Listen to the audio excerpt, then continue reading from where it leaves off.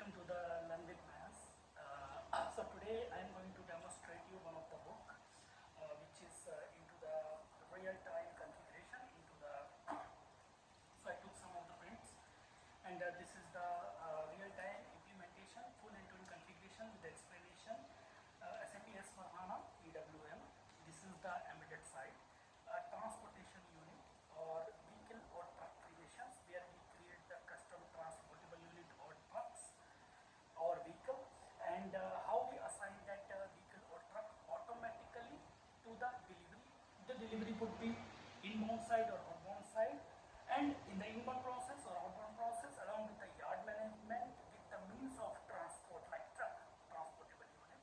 And also here I explain in depth full configuration into it, how the truck would be triggered, would be processed entire inside the yard boundary, integrated with the yard automatically through the post processing framework or manually.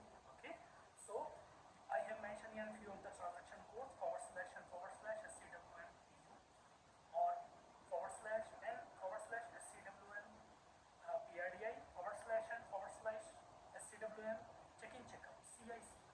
More like in the